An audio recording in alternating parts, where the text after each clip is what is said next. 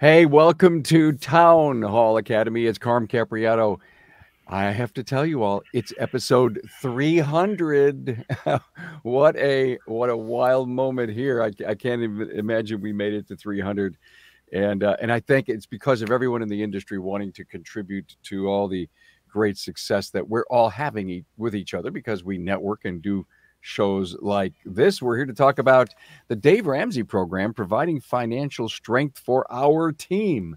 Now, look, inflation, economy, tough times now, tough times ahead, paycheck to paycheck. Uh, we're we're spending beyond our means. At least that's I'm not, because I think I'm smart enough to realize that I've lived through four of these things, and I know John wants to talk about that here today. But guys, we have to not only be careful what we do in our own businesses, but we have to help our people. With me is John Gustafson from Gustafson Brothers, Huntington Beach, California. Russ Crosby is here from Russ's Wrench, Clinton, New Jersey. Hey, Russ. Hey. And Sean Gilfillan, Automotive Magic, Knievel and Lake Hopatcong, New York, New Jersey, right? New Jersey, yeah. New Jersey. Well, guys, so glad you're here. We're coming to you live from the Remarkable Results Radio podcast studio. And if you're with us at all on social media, please check in, say hi to us all. We'd love to hear from you. A high five out to our great sponsors. Some days you wish you had a traffic cop in your shop to keep order. Well, Shopware installed red and green lights inside its workflow page. Shows you when parts have arrived so you can go with a repair. Brilliant idea. On the web at getshopware.com. And are you up to date on your training? Well, Delphi Technologies is proud to offer over 30 courses run by ASE certified technicians for professionals. Turn to the OE aftermarket supplier with over 100 years of experience. Inquire today at delphiaftermarket.com. Hey, if you're watching on YouTube, please subscribe, give the video a thumbs up, and thanks. Okay, everybody, let's jump into this thing. I got to tell you, there's a lot to learn from these shop owners that have really embraced not only the financial health of their own business, but recognize that, oh, I want to pay my guys more. We're doing well, and they just can't seem to save a dime. So I know you guys have all stepped to the plate to help your people. John, you do promote financial health in your business, and I think it starts with their orientation, doesn't it? It does. When we bring people on board, we save up about 4 people at a time. And we have an orientation that includes how they align with our core values and what the company's core focus is. We use the EOS process, and it really is a nice guide. And we fill in the blanks with our stuff, and it's ours when it's done. And one of the things I offer to them is a course on business math and a course on personal math. And they surprisingly, most of the people take me up on that. So it's worthwhile for them, and I enjoy it. And I know then after that they know how to save and how to prepare for their future. I got to tell you guys, I don't know about you, Russ and Sean, but that to me sounds so smart to be able to say, guys, I'm going to share with you what it takes for me to run this business, our profit and loss statement, what our costs are, what margin means, what monies we pay our bills from, what net operating profit can do for a healthy company. And oh, by the way, what about you? And so, John, I love it. In fact, I so believe in we've done shows on it's called Where the Money Goes. We've done episodes on teaching that to our people, but then to take it to the personal side, that's a great thing. Now, Russ, what do you guys do at your place? So we read a lot of books on financial freedom, and we have our financial advisors for the business come in and actually run courses through the Lunch and Learn or something along those lines, and kind of really teach our team members, hey, look, this is where you can put your money, invest it create wealth for yourself and really get to that power of zero, that zero debt liability. So we talk heavily about that with the team. And I think it's so important, especially right now when we're trying to retain great team members. Um, people will leave a job for $1 an hour more because they think it's going to help their problems, but their problems are really they just spend too much money. So understanding how money works, I think is huge for our team members and people in general. Sean, do you think that, again, Sean, Russell, and John wouldn't be here if they weren't doing this and they wanted to share with you what's working for them? So I go to you, Sean, based on the conversations that I've had with John and Russell now. Is it paying off? It pays off tenfold. I think when you involve the employees in the financial health of the business, they really get an understanding of the overall picture of what it looks like to run a business, where the money comes from, how they're getting paid. So they really understand, well, if you want to make more money, the company's got to make more money too. And really having everybody plugged into the profit of the company itself and getting little bonuses off of our gross profit every quarter. We do a net profit bonus at the end of the year.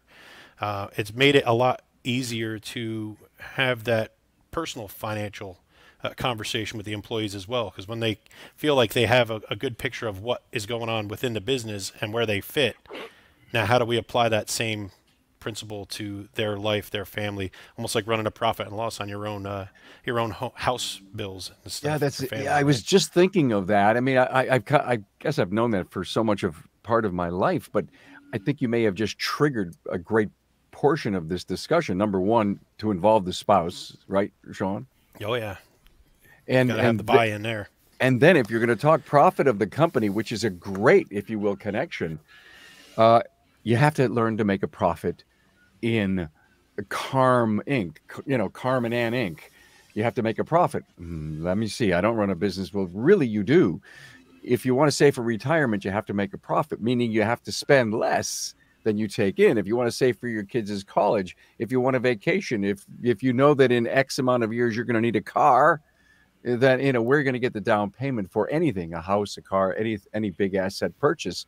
It's a perfect profit issue. Sean, a little bit about the spouse when you work with them, or do they come into the class with you? Explain how you make that work. So I think the biggest thing is having a relationship with the employee and really getting to know their families as well. You can have those conversations, but sometimes you'll bump up against maybe a spouse that doesn't want to have their finances controlled. One specific employee we have, she didn't want to strap herself and not have to spend as much as she'd like to, but really that was the whole situation and how the family was dealing with their bills and whatnot. So really having just a straight conversation about, we're here to help you and we're going to make this work. It's not about making more money, it's about spending less. And the Dave Ramsey program, we have now had it in our shop for 2 years, and we had one employee that had done it down 10 years ago when they were in the paper envelopes. And when I told him we did the Dave Ramsey program at our shop, he's like, "Oh my God, I would love to get back into that," because now he's married a second time with another woman, and more kids involved. And looking back to when he was 25, he actually typed up a success story. I'll pull it up in my email, share it with you later in the program here. But it made a huge difference for them to be able to afford their bills and whatnot. But not having the spouse on board, it's an important situation to make sure you got nailed down and make sure that they know why we put this in place. Really want them to have a successful life. When your employees don't have to worry about money at work, they worry about doing their job more. So let me relate. Let me relate about the not having the spouse involved. Did you ever go to a conference and then come back and then wanted to share in depth what you learned and the things that you wanted to change, and your right-hand person wasn't there? And if your wife's in the business with you, but she didn't go to the conference, and then you're coming back to tell her, and she goes, "I don't know, Russ, that sounds kind of weird." But if she was there with you in the conference and you were getting it together, both barrels, and you come back as, "Wow, we get that." So training, having the spouse involved is no different than trying to sell an idea that you have to a partner or a significant other. Russell, you guys are going for your certification for Dave Ramsey. Yeah. So, to the point Sean was making, my wife and I a few years ago went through the Dave Ramsey course together. And I could tell you that if she would have done it by herself, because she asked me to go to this course and she had been listening to the podcast and, following Dave Ramsey. And I don't think we would have been as successful if I didn't go and do it with her. We did it together. And after the 9-week course, it made a huge impact on our lives. So, we want to share that with our team and be able to bring the spouses of the team in and promote this great tool that's out there to help people really get themselves in a position where they can start investing money and start making wise decisions with their money and having it work for them and avoid living that paycheck to paycheck. And, I think, prior to the show, we were talking about, we don't really know what's coming down the path here, and we're kind of in a weird time. So making sure that you're in a position where it's not going to impact your lifestyle, I think it's huge. You have the financial freedom to be able to go through these stressful times and not have problems arise because of money.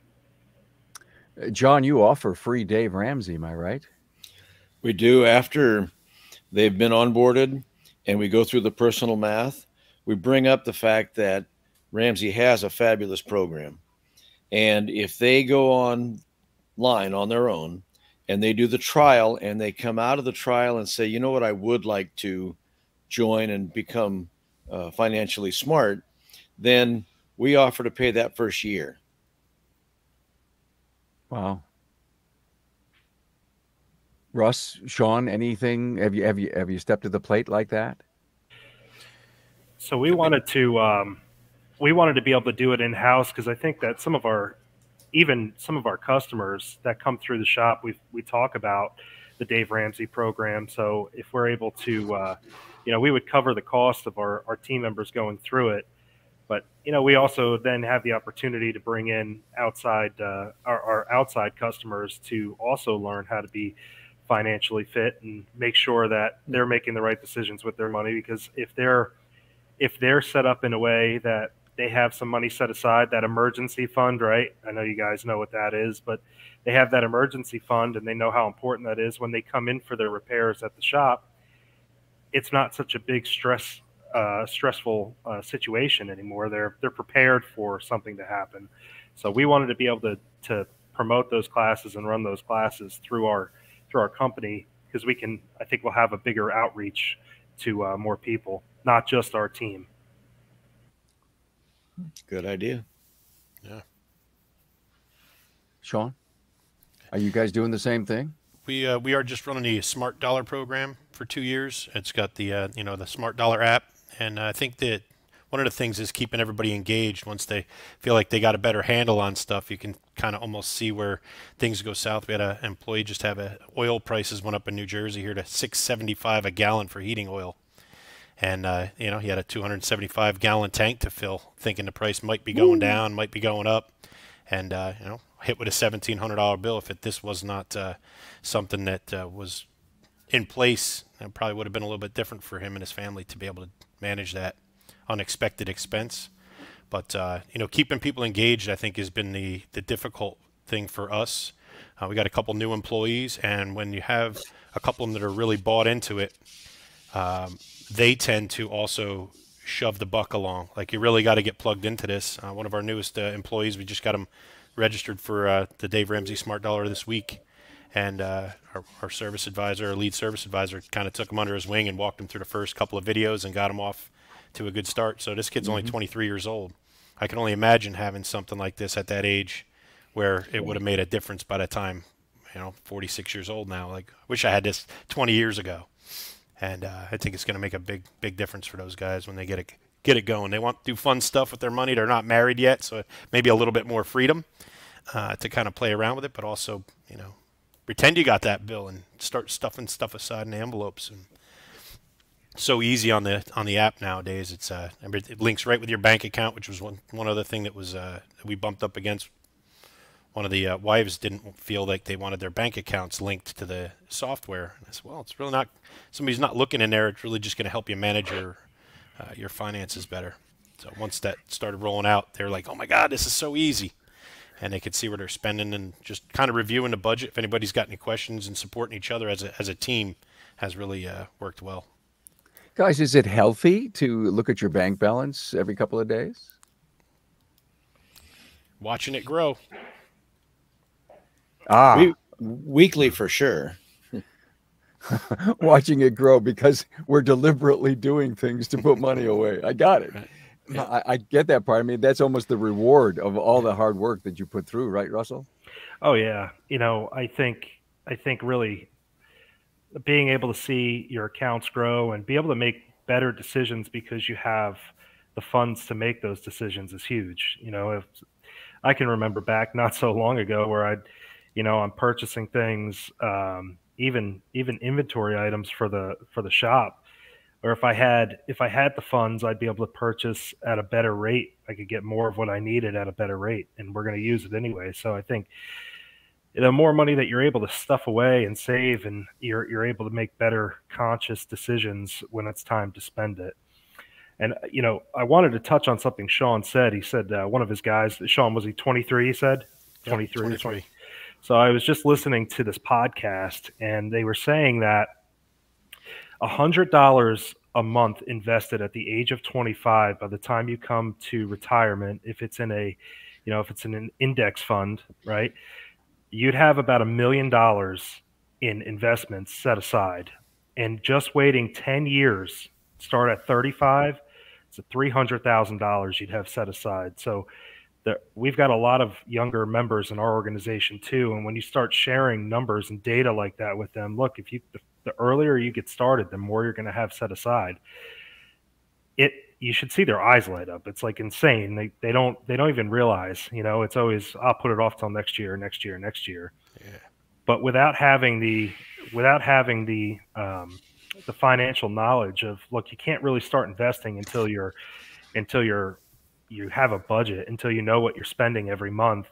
You don't want to start investing, stop investing, right? But I think programs like Dave Ramsey are so important. Just learn how to budget and start strategizing for the future. And when I share that number again, it's, you wait 10 years and you're losing $700,000. Yeah. That's guys, go ahead. I got a question about that. I love the $100 idea, Russell. Can we build on that, guys?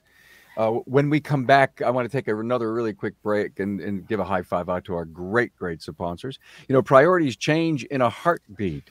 So shouldn't your shop management software reflect that? Now, if you use Shopware, it does. The built-in expediter lets you shuffle jobs around based in real time for maximum efficiency. On the web, talk to my friends at getshopware.com. Hey, did you clean the fuel tank the last time you replaced a fuel pump? Contamination buildup in the tank not only impacts your customer's vehicle performance, but it can also damage the fuel pump. Clean the fuel tank for your customer in 5 minutes with Delphi Technologies fuel tank cleaning tool. Learn more at delphiaftermarket.com.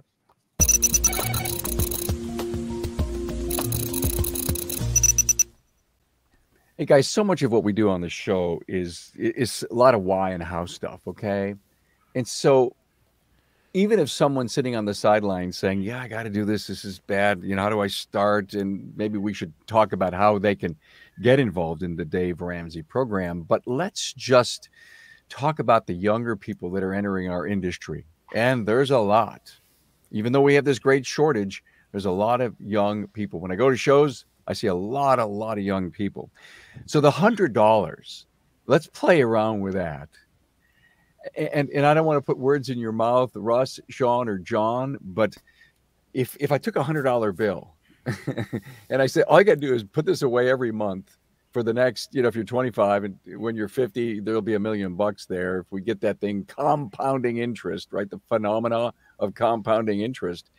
And you take that $100, maybe you photocopy the bill, right? And then you take a scissor and you start cutting that into quarters. And this is 1 week. There's $25. What can you do not to spend $25 a week so that you can put 100 a month away. Would that be the way to engage someone in thinking this through? Well, I think programs like the Dave Ramsey program teach you how to do that. What don't you actually need? I think looking back when my wife and I went through the program, we like to eat out and we like to buy lunches and coffees in the morning. And I think I ran, it's kind of embarrassing to say it, but I ran a report on how much I was spending buying a coffee every morning, and it was unbelievable. I think it was like $150 a month or more that I was spending on coffees. Because I go to get a coffee, and I'll get my guys coffees or something like that, and it was just outrageous. And I said, man, there's that money that could be going into that compounding interest account, and I'd be able to do a whole lot more for people if I stop buying coffees today and get ready for the next couple of years. But it's wild when you just run an analysis of where your money actually goes. Sure. We share with them also about investing. When I do the personal math whiteboard with them, we list their assets. They list them. I just call out the categories, and we do the what else.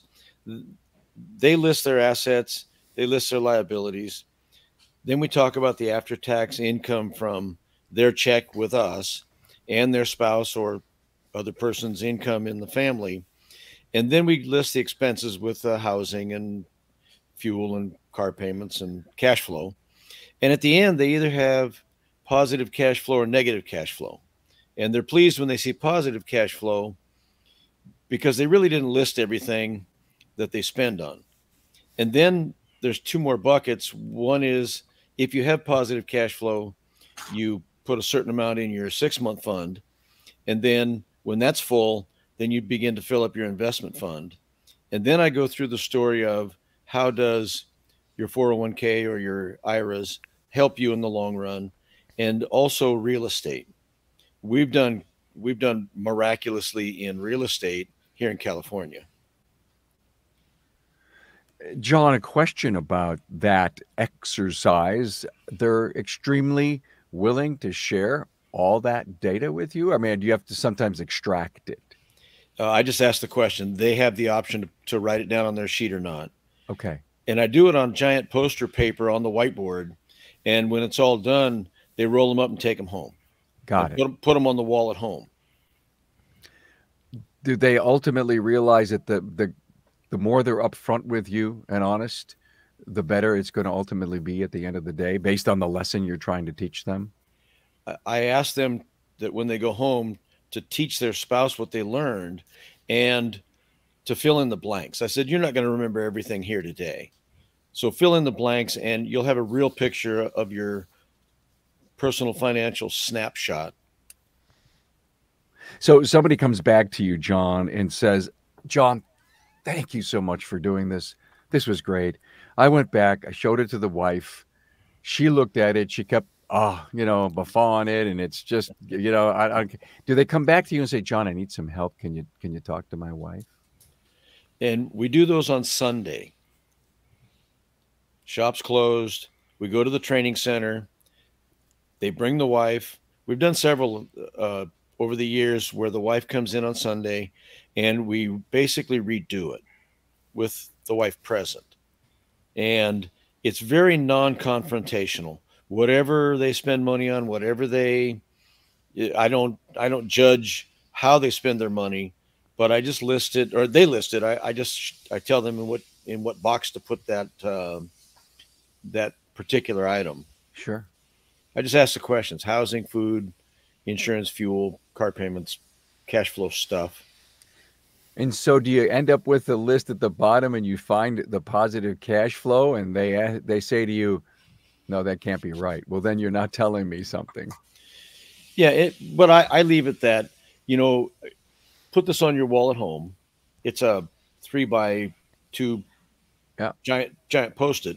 Yeah. Put it on your wall at home. And when you spend outside of what you've listed, just write it down and redo the math. I'm not here to judge. And I said, I won't remember what you told me tomorrow. So I'm not going to judge either your spending, your wife's spending, or income under the table. None of that matters. It's how much they have to invest in their 6-month fund and their investment fund, because people don't get wealthy from working on wages. It's the investment of those wages into IRAs, 401ks, real estate, Yeah, flipping cars, whatever they do. yeah. Sean, is it a tough sell to the husband and the wife, or the spouse and the significant other? I think it's gotten better, and I think really pulling it back to sharing the numbers of the company, right? And we just opened up this second shop, and the team that we have over there, they're plugged into what it takes to get this thing over to mark. And anything above that, we're sticking money aside every month for, any other equipment that they may want or need in the store, and or, whatever else we may come against, and whatever's left over at the end, they all know they get a piece of it. So really, it's been helping not only them think about not spending money when they don't need to, but also not wasting money or time while they're at work as well. Mm-hmm. And that whole team over there, they're all under 30 years old except for one guy. So it's a real young group of guys, and one of them just got engaged 2 weeks ago, and the rest of them are all single. So that particular situation is not a matter of getting involved with the spouse or girlfriend or whatnot, but it's really going to set them up for success into the future. And I think, just keeping their focus on not spending is really, like you said, that's where we get in trouble. If we have it, we spend it. If we don't put it aside, like it doesn't belong to be spent, or we're saving it for something, even if you set some kind of goal that you want to get that bank account to, setting some extra bank accounts in the bank that's not even near kind of the profit first stuff we've wrapped into some of our training in-house as well, and just putting that money aside every week. I've got 2 guys set up on their auto deposit right from their paycheck, that they're just sticking $100 a week into a savings account. So at the end of the year, you got $5,200 plus wherever you're going to invest that as well. So it's just that extra thinking. It prompts me to ask this next question of you, Sean, Russ, and John. Is it easier to sit down with your single employees and get them to make a move in the right financial direction than if they were married? It certainly helps them. Yeah. There's no doubt it helps them, but are they flexible, more willing to get on board, say yes to a future like that? I think so. I didn't when I was young. It was, you got money in hand, let's go have fun. John, then I learned. You must be my brother from a different mother. Damn. If you had money, if you had money, it was fun. Yes, it was. Well, first of all, you had to have the car in order to really have fun. And which car? Oh my God! Yeah, I tell you, of late, guys, as a quick side story, when I have, my old time memories keep coming back when John will say something and you guys will say something, and I start thinking back as to how I could have done things so much better when I was in my 20s. And every decade, of course, I think you change as a person every decade. And let's talk about that. Here I am, a shop owner, and I've got 20s, 30s, 40s, and 50 somethings that work for me. Where's the easier sell? What age group? Well, they all need it. So present it, see who bites. I think the middle, after 30. Yeah, I would say probably, in your 30s, you're starting to grow up as a person and starting to really think about your future. Whereas if you're a single person in your 20s, you're kind of just out there to have fun and do what you want to do. But I will say, I think it gets a lot easier as an organization if you have people in your organization buying into this and doing this, and they kind of you know, the younger people or the older people in your organization, as they're being onboarded, look around and say, hey, look, this is really working for these people, because it's not just the owner trying to sell you on something else. You know, we're trying to get them to buy into our culture and all these other things. You know, this is just one more thing. I think when you have so many people invested into a program like one of these, it's kind of hard to say no. Yeah. I like that thought, guys, meaning that, hey, we're all in this thing. You got to be with us. You know, it's the mentor mentee thought Yeah, process. sure. And we have to be the mentors. And if they want to be the mentees, good. If they don't, they're probably not the right fit for your organization anyway. That's right. Wow. Personal experience with this, Sean. I think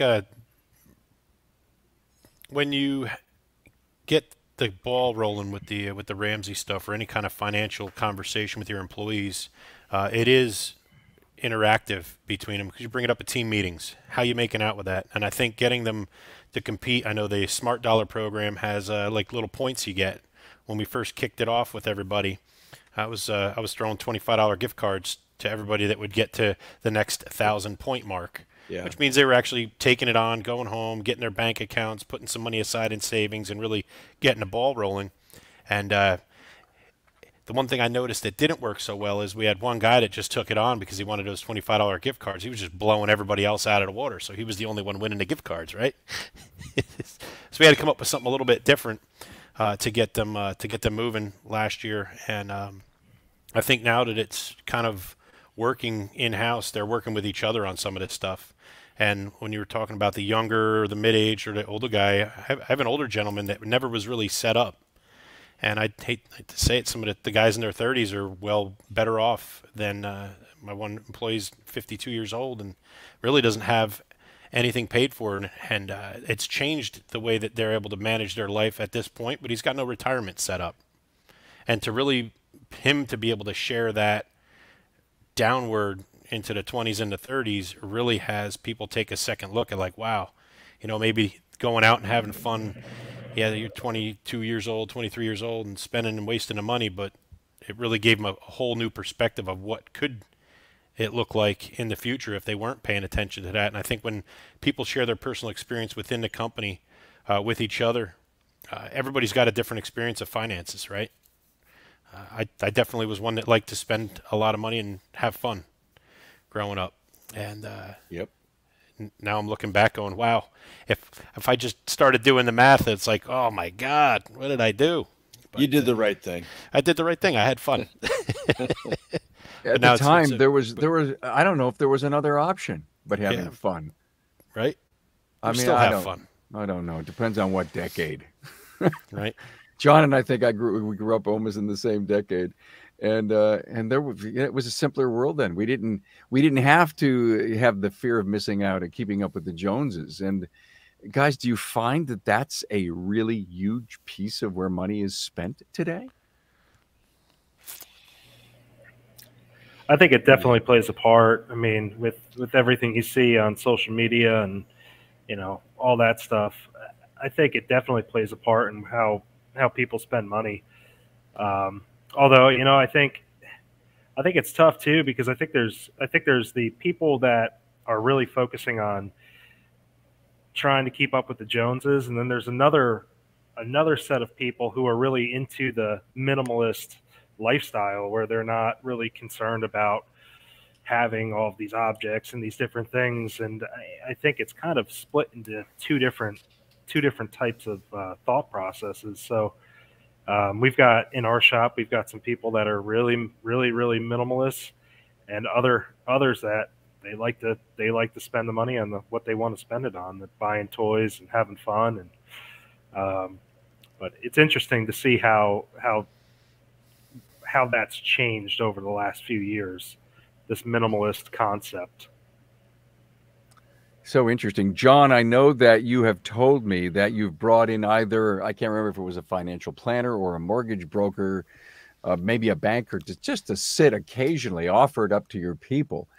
Do people show up for them? You know, we pulled that off last year at the spring of 20. It was spring of 22. It was this year. We brought in the mortgage broker to talk about what's happening in real estate in Southern California and how to be qualified to buy. And I made them a deal that if they pre-qualify, and it's hard to buy a house in Southern California unless you're an all cash buyer, and that's hard to do. But we have sufficient reserves that I told them that I will be the front person and buy you a house up to $1 million, and we'll close 2 escrows. One the day I buy it, and the next day you buy it back from me at no cost to them. But they had to pre-qualify, have the down, and find the house. Then I go in and negotiate an all-cash deal, which gets the house, because California, you get 25 buyers, and they keep bidding it up. So we gave them an opportunity, and surprisingly, we did not get a taker. Whoa. Wait a minute. You were ultimately going to be the banker in this? No, just I was able to make it so they could be an all-cash buyer. Got it. I only owned the house for 15 minutes. I see. But they had to be pre-qualified, meaning that you knew that, okay, you had the cash to pull it off, then they took it off your hands because they were pre-qualified from the bank.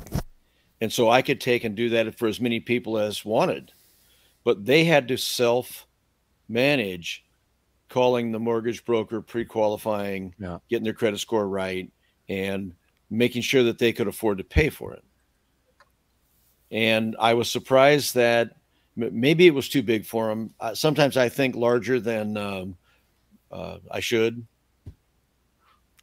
I don't know, Sean, Russ. I don't think that's that super cool. Yeah, it's like that's the stress thinking, stretch thinking that we actually should do more of. Yeah, totally.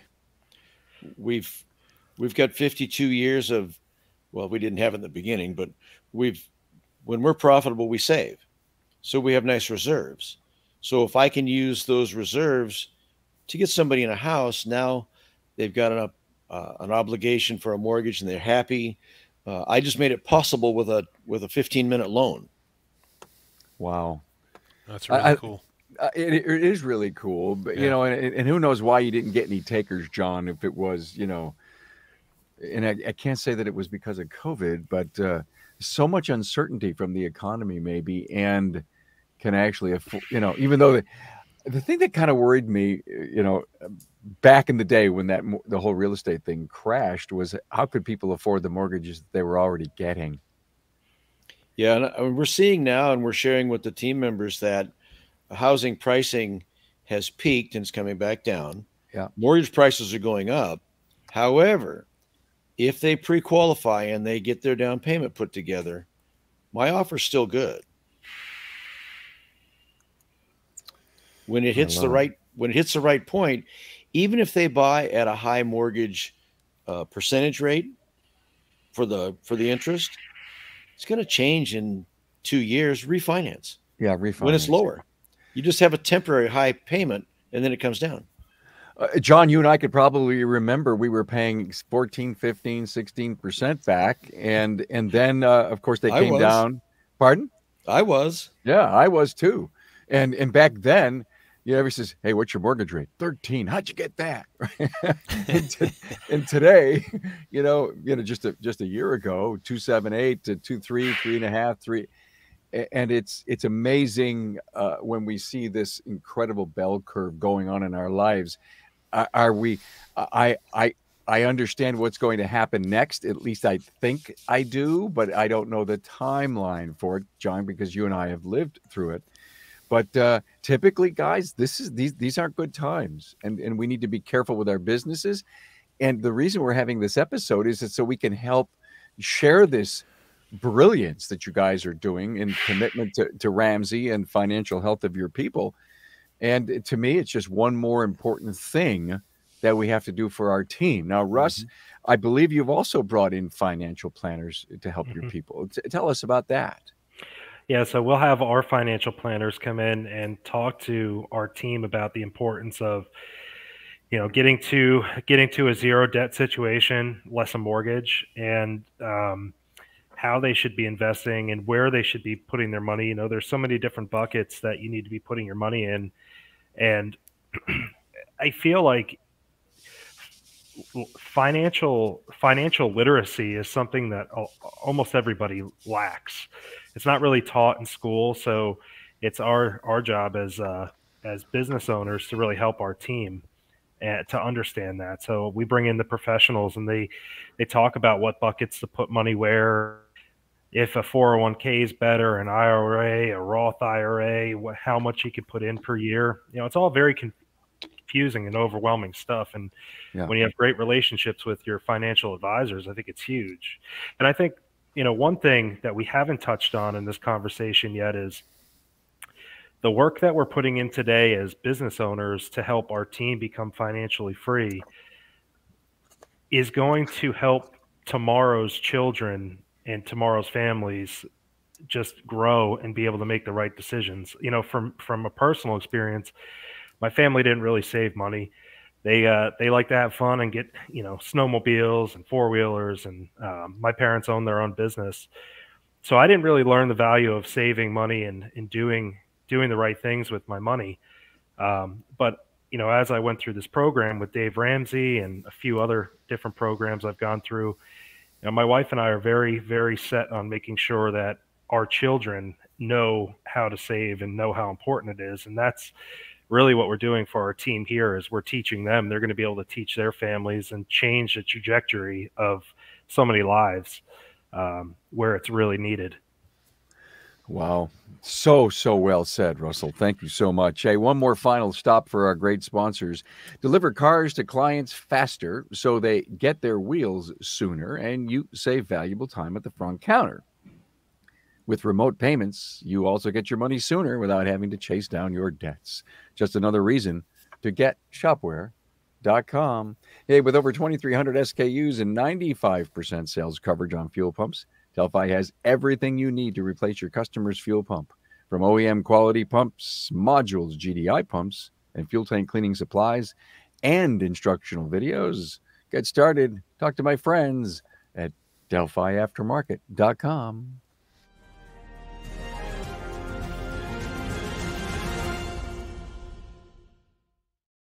Hey guys, thank you so much for being here. Let's kind of put a bow on it, and I offer you anything you'd love to bring to the audience that you didn't cover in your talking points. So that Russell, I'll end with you.